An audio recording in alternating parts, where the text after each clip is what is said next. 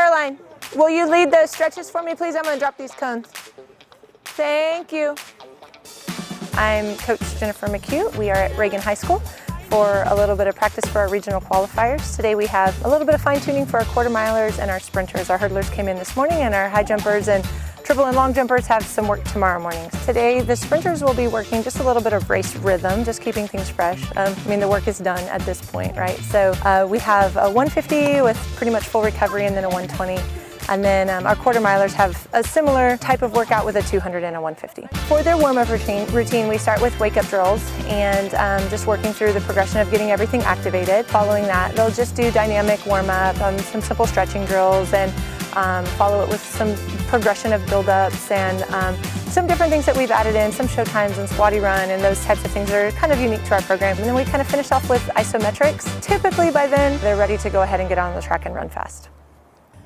Okay, let's talk a little bit about what the work is for today. So we talked a little bit already in the last couple of weeks about, this is the time where we just start to feel faster and we're allowing our bodies to recover and adapt to the work that we've already done. I don't think anybody would say that last week on Wednesday it wasn't a tough competition, right? Like, it was definitely tough. And so we have now the opportunity to allow our bodies to recover out of that, but to still make sure we're maintaining race rhythm and preparing ourselves for this weekend. So if you're a quarter miler, your work is going to be a 200 at what feels like race rhythm, okay? Not necessarily race pace. You're just feeling the rhythm of what you think feels right. I'm not even putting a stopwatch on you. Okay, then you'll get full recovery, and then we'll do a 150. The 150 is the 200 will start here for the start, the 150 will start down there at the last 150. Yep. There's 4 recoveries then? Full recovery, 6 whole beautiful minutes. Okay, all right. If you are a sprinter, we're gonna do 150, 120. Okay, same thing with a full recovery. Sprinters, you're gonna roll into the start for those 2 reps. So things are just smooth, relaxed, and again, it's not a time. There's not a time on your work today. You're just working sprint rhythm. You're working attacking the curve. When we get to the straight, we're lifting, being nice and light and quick. You should feel like $1,000,000 when you finish today, okay? Are there questions at all about each of those workouts? No. Okay. Right, if you're a quarter miler, let's go ahead and start you right over here at the starting line. You wanna do quarters first and then sprinters can go second? If you're a sprinter, let's go ahead and get you up to the top of the curve. At this point in the game, the thing that I think is most important is just making sure that they're confident in what they have been doing. They're confident in the training, they're confident in the work that they've put in up to this point, and they're feeling fresh and happy and fast.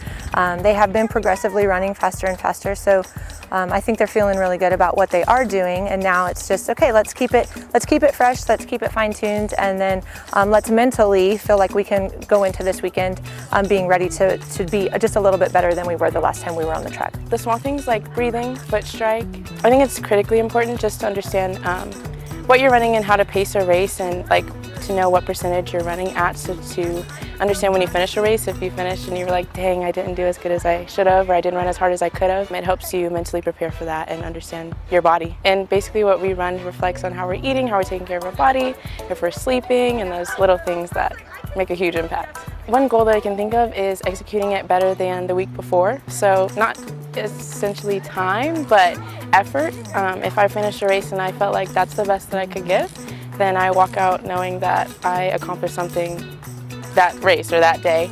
I think every single meet is important. I think that you use every single meet you have to kind of put you in perspective, okay, where you're at, what you need to work on. And so I think that this meet will help us get prepared. Because regionals I think is probably one of the most intense races, because only top 2 who make it. You really have to be on your game if you want to win. And so I think that that type of competition gets you prepared for state type competition. We didn't talk about what the curve versus the straight needed to look like. Do we feel like we ran that in the same rhythm we would race? No. Okay, tell me why it wasn't. Normally on the first straight, I go a little slower and more relaxed. Yeah. Not slower, but just more relaxed. Okay. Do we feel like our curve was the intensity that it normally would be? Yes, I think the straight wasn't as relaxed. Okay, so I want you to put yourself at this point now, we've been talking about, the work is done, right? We just have to continually remind ourselves the rhythm of racing, right? So the curve actually wasn't quite as strong as what you normally would run, okay, in terms of time. Okay, so we want that feeling I want you to put yourself in like, okay, I'm imagining people lined up around me and I'm getting ready to have to race, right? And so put yourself in that mindset, and then just being as relaxed as possible. And then you're straight, you're right. You kind of stepped on the gas a little bit on the straight. When we're actually racing, are we gonna do that? No, not necessarily. Okay, so let's kind of let's go ahead, instead of doing 150, we're gonna do 150, but we're gonna start it up here. So Rolling start. we can do a rolling start, because I'd like to see that instead of seeing this. Everybody's been finishing really, really well. I just wanted to touch both ends of it, but I think it would benefit us more to touch the top.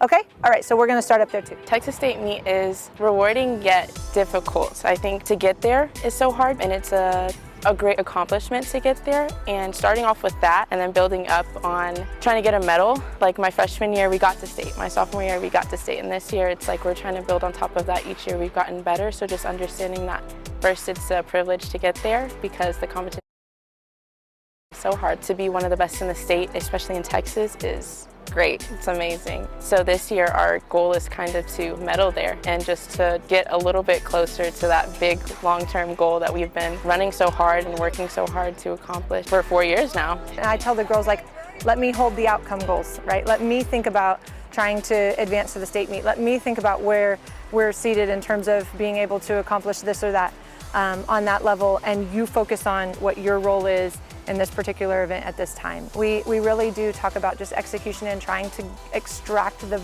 very best we can out of each individual every single day. And we really do believe that is a process. It's a long process. It takes time. Being a senior now, it's exciting to see that the slow but steady process does work. It just takes patience and it takes endurance and perseverance to get to this point, because good things do come when you wait, but I also believe that if we didn't practice as hard as we did my freshman, sophomore, junior year, it wouldn't lead me up to this moment that I have with this amazing team to be at state. The progression has been definitely over time, because our relay has been together from my freshman year. Now we're juniors and seniors.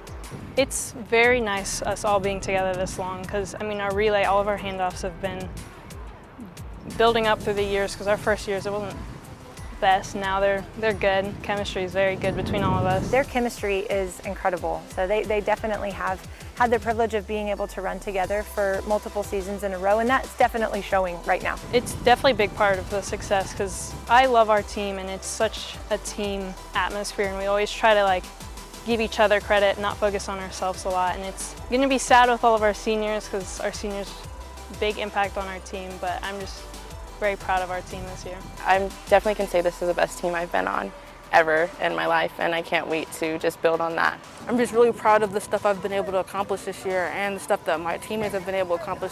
It seems like each of them have we break records almost every other week, and our team is just so great, and so I'm really proud that I'm able to be on this team, and I hope we all are able to get our goals, and I hope I'm able to get my goals as well, but as a team, I'm just, really proud of us.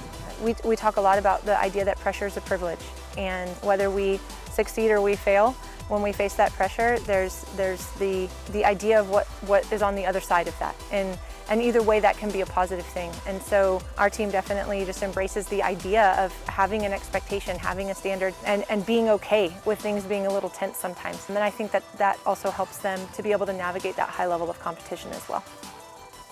And I will see you mañana. Good stuff.